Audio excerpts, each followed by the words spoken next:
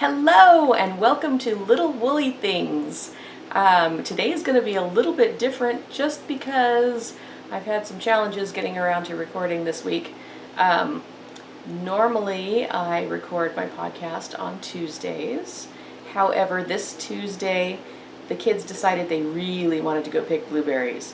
So we spent our day picking blueberries, and I will insert a little snippet of video that I took of my son talking about how much he loves picking blueberries. It's something we do every year, and we all really enjoy it.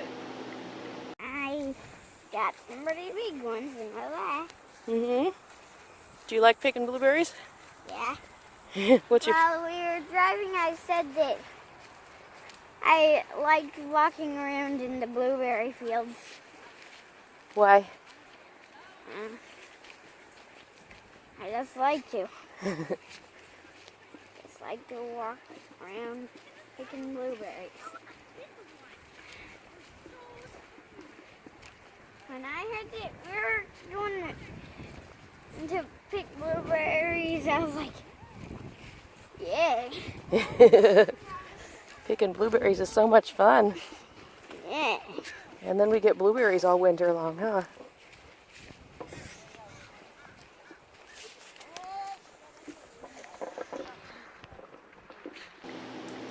So that was Tuesday. I figured, well, I didn't get my podcast recorded on Tuesday, I can do it on Wednesday. But Wednesday started out with my youngest daughter having her standardized achievement test at 9 o'clock in the morning in a place that I had never been to before. And of course, homeschool mom, I'm not used to getting kids up and ready in the morning, so it was pretty difficult getting everybody up and fed and dressed and ready to go out the door so that we could drive for an hour down to where the test was going to be done and drop off the other kids at a friend's house, take Joy down to the testing site, and then of course I drove past it and had to turn around and figure out how to turn around all the way across, 4 lanes of traffic, and yeah, it was kind of crazy. But we did actually get there on time. She did very well on her test, and I'm very proud of her. So anyway, after that happened, I thought, oh, well, I will just go home and get some things done, and then I'll record my podcast. But my car decided it didn't want to work properly, and I'm having some electrical issues, which are not cool, especially when you live as far out from town as we do. My car is kind of important because, living out here in the middle of nowhere, I don't just run to the store for a gallon of milk. Or anything, oh my gosh, I'm out of butter. I can't just run to the store and get butter or lettuce for hamburgers or, anything like that. So I try and make my trips to town really count so that I get everything done all at once and I'm not driving into town all the time. I do have to go into town once a week for violin lessons, and so I try and, double up on errands while I'm out doing that too. Anyway, so the car was not working on Wednesday, and I managed to get home, which was good. Then I ended up having to go over to my parents-in-law's house to pick up some meat that they're sheep ranchers, and we had some animals slaughtered, and so I had all of this meat, 3 ice chests full of meat that I needed to get into the freezer that was at their house. And so I thought, well, the car made it home. I'll probably be able to make it over to the ranch to pick up the meat. Of course, they had to go somewhere and do something, so they weren't home. And my car died in their driveway. It ran fine all the way from my house to their house, but then when I tried to turn the key to come home, nothing happened. So then I had to jumpstart the car, and they live on a long, long driveway. So by the time I got from their house to the actual road down the driveway, the car was dead again. No fun. So needless to say, I won't bore you with all of the details of how my day went yesterday. It was long and tiring, and we live far enough out of town that we can't just go out for pizza, when you have a day like that. So, yeah, it was a challenge. And by the end of the day, I was ready to just zone out and knit for a while. So I did get some progress made on some of my whips, but I didn't get any podcasting done. So today, I am finally getting around to it. I do have somebody coming to test the electrical system in my car this evening. Hopefully that will get fixed soon.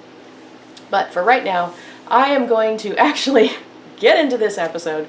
This is episode number 3 of the Little Woolly Things, and it is July 27th, I believe, 2017. I am not in my barn today, as you may have noticed, because it's really hot up there. It's quieter, but it's really hot. The middle of the summer, I have decided, is not the best time to be recording upstairs in the barn. So I am here in a corner of my dining room. You can see some of my kids' artwork behind me. They all love to draw and doodle. And my printer, this is pretty much my shipping station for my Etsy shop. I got some coffee things here. It's just, you know, this is home. I'm going to start by talking about coffee because, you know, this should really be called the Caffeinated Knitter Podcast or something. So anyway, last time I was showing off my beautiful coffee bean bags. This week I get to show you the beautiful labels that finally came in for my coffee bean bags. So let's see if I can get this in focus for you guys. It says on there Brave Wood Beanery, and it has all of this space for me to write on the label itself the country of origin for this particular batch of beans, and the region, and the roast level, and the roasting date. So I'm hoping that this will serve my purposes for all the different varieties of beans that I'm putting out there. So this bag of beans is actually part of the giveaway, and I actually picked the winner already, but I will let you know in a few minutes who won my giveaway. So this particular bag is from Brazil, and this is the Santa Lucia Brazil bean. So good. Really, really good stuff. So today I had to roast. I usually roast on Saturdays, but I ran out of my Brazil beans. And so I had a bunch of green Brazil beans, but green beans don't make yummy coffee. So I had to spend some time today roasting coffee beans. And while I was roasting, I came across this bag of Columbia Urrao beans that I had forgotten I had. So this is really exciting. I have never roasted these ones before, but oh my goodness, they smell like heaven. It's just, oh, amazing. You cannot get this aroma out of a grocery store. There's just no way. Wow, you guys just really need to experience this. So anyway, I'm showing off my Columbia beans, and these will be listed in my Etsy store soon, perhaps this afternoon, probably by tomorrow at least, assuming I can get some really nice photos of these guys. This one I roasted a little bit lighter than the Brazil. They are a softer bean, not as dense as the Brazil beans, and so they don't require as much heat to roast. They heat up really quickly and pretty easily. So it was nice to roast these beans, and I really can't wait to actually get them ground up and taste them. Little tidbit of information: when you first roast coffee beans, they give off carbon dioxide for about 48 hours, 24 to 48 hours after roasting. And so you don't want to seal them tightly because well, I've heard they can burst jars. I've never actually had that happen. I don't know. But anyway, they do give off some gas. And that's actually why your coffee bean bags have a valve in them. It's not to keep oxygen out, it's to let the carbon dioxide out so that your bag of beans does not burst. And so over the next 7 days or so, the flavors are still going to continue to develop in these beans. So each day, if you were to grind these beans up and roast them and compare the taste from day to day, it would be slightly different. I love smelling the fresh roast beans. So good. So, there. That's my coffee for this week, and I am actually drinking some iced coffee. Surprise, surprise. If you've watched my other 2 episodes, you know that I love my iced coffee. And actually I love hot coffee too, but when it's 90 degrees out, iced is the way to go. And this, by the way, is, I think, my Brazil roast. So my kids want to share some of the projects that they've been working on with you, and we're going to start with Joy. Joy has been working on, or she's just beginning, a brand new project that she wants to show to you guys. Come here, Joy. Okay, this is Joy. Say hi. Hi. Okay, tell us what you're going to work on. I'm going to work on a rectangular shawl. Okay. And I'm going to be using size 7 needles. Circular needles. Circular. And red heart yarn. And what color? And it is cherry red. Cherry red. Okay, so how are you going to start out on your shawl? I'm going to start out like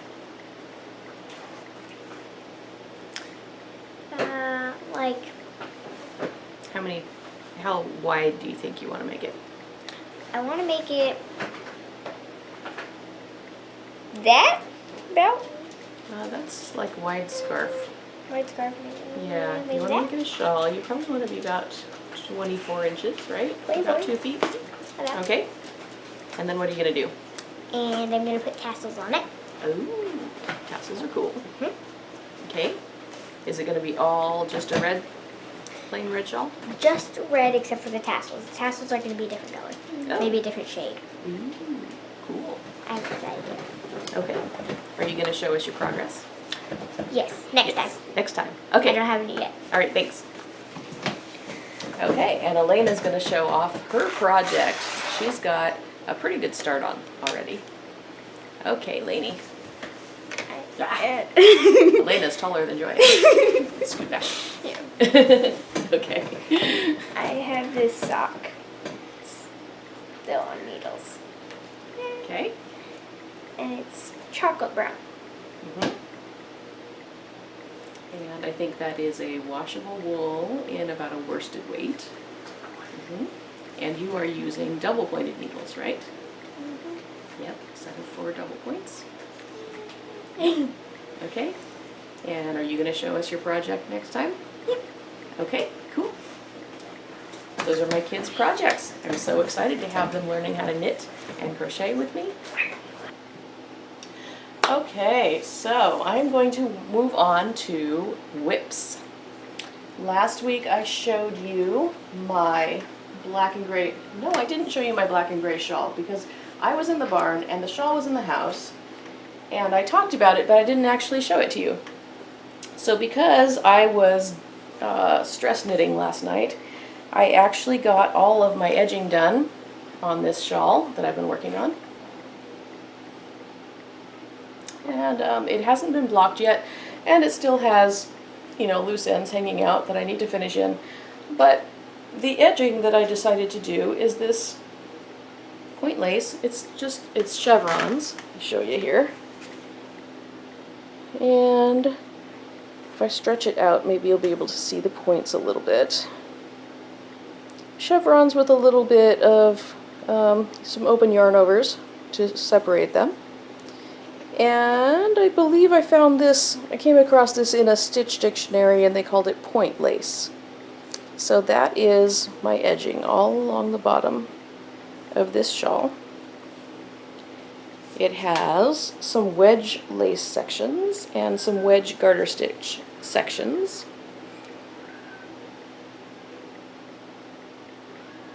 And this is a combination of yarn weights.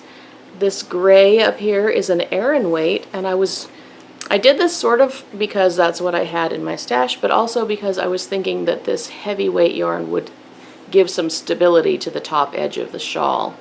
And then this is Knit Picks City Tweed Aran.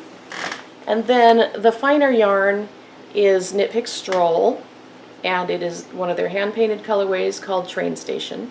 And I just really liked the way that the gray tweed kind of blends with the gray and black in the Train Station colorway.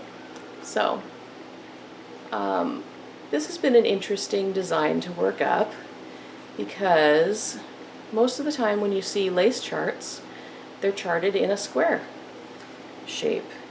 And this is in a wedgie shape that starts and ends at a different point in the lace pattern for every row, because it's all worked in short rows. And so I have been working on this for a really long time, trying to figure out how in the world to chart it. I finally figured it out, and after I get the pattern finished, I would love to post it so that you guys can try it and check out this interesting technique. I know I'm not the only one doing this, but you know, I did put quite a lot of thought into figuring out how to make this work. So maybe we'll do a knit along sometime. That would be fun, wouldn't it? Okay, so that is that one, and it's an FO now, right? Because I'm done working on it, except for the blocking. Let's see. Oh, I have another one that I talked with you about last time, and this one is my granddaughter Blake's cardigan. Oops. And this has been blocked. All the ends are finished in. All I have to do is put the cute little buttons on it. And I'm still thinking about doing some kind of an applique down on the bottom here, like maybe a little heart or a bee for Blake. I thought that would be cute. Just a felt cutout. And then I have these little red buttons that are going to go on it. And these ones came out of my button jar. And gosh, I've got buttons from all over the place in my button jar. I don't know if any of the rest of you keep button jars. My grandma always had a button jar, and my husband's grandmother had a button jar. So I have my husband's grandmother's button jar, and I have all the buttons that I've collected. I have all the buttons that she collected, and then a friend of mine gave me a bunch of buttons that she had, and I don't know where she got all of her buttons from, if they were also hand-me-downs or if she found them at yard sales or what, but now I have this huge assortment of buttons, and I had the kids search through my button jar. What are you doing? I'm finding buttons like these for Blake's sweater. Well, show me the buttons you found. Found this thing. Okay. Can you hold it close up to the camera? Oh, very cute. Ballerina shoes, but we only have one of those. Yeah. And then there's these ones. So, see if I can get a good... Oh, those are pretty. Just plain red buttons. Yep. They look really nice. That will be done very soon, and hopefully it will fit Blake and she will love it. I think so. I think she will. I think her mommy will, because it's machine washable. Yay! That is the most important thing for gift knits, in my opinion. Okay, let's see. I also showed you last time the beginning of my summer top, and this one is from the Warm Days Cool Knits book by Corrina Ferguson. And if I can get this picked up here, I can never remember the name of this pattern. There are so many cool patterns in this. It's the pattern that's on the cover, and it is called the Leora top, I think. Yes, Leora V-neck tank. So this is in my recycled yarn that I think has a little bit of silk in it. I'm sure I kept the tag, but I don't know where I put it, because, you know, that's my life. I hide things from myself pretty frequently. I've gotten about two more rows done than I had last time. But this is the last row of this garter stitch edging, and then I get to start doing the lace and the body the stockinette portion of the tank. So hopefully this will start to pick up speed soon. I didn't touch that one over the last couple of weeks, mostly because I was working on these socks for my husband. His birthday was on Monday, and I was trying desperately to get these done after he went to sleep, after he went to work, anytime I could that he was not home. And, you know, because I'm just kind of like that. I think that birthday surprises should be surprises, which makes it kind of difficult to get anything done, you know, behind someone's back when you live with them. So anyway, this is what I ended up with for my husband. I did an afterthought heel because that seems to be a pretty easy way of going about making socks. It's just so quick and easy. I started at toe up, and it's pretty much just a vanilla sock, you know. Started toe up, knit a long tube, 1x1 ribbing, and then I did the top section of the ribbing in the black, and I think I did 16 rows, pretty much a match to the toe, same length, and then the heel matches the toe also. So this is another Knit Picks Stroll hand paint, and I believe this one is called, what is it called? Did I write it down? I did not write it down. I don't know. I'll have to put it in the show notes. I want to say Renaissance, but I'm not 100% sure of that. And then the black is also Stroll. It's one of their solids, and it's just black. Pretty easy to remember that one. So his birthday was on Monday. I actually finished these yesterday. I was only 2 days late. Not too bad. And he has a brand new pair of socks. They're a little bit bright for him. I don't normally knit him something with this much color. But, you know, I just thought he could branch out a little, right? Be a little wild every once in a while. Okay, so what else do I have to show you? I forgot to bring out this book when I was talking about Blake's Cardigan. This is my go-to for any time I have to seam something together, or I don't know, any kind of finishing that I'm just not certain of. This has so much stuff in it. It's called All Stitched Up by Jane Crowfoot, and I've had this book for quite a while, but it just seems to always have what I need in it. It has picking up stitches, sewing stitches, buttons and buttonholes, correcting mistakes, a bunch of edgings. It's got some projects in here, and just some basic knitting skills, materials and equipment, yarns.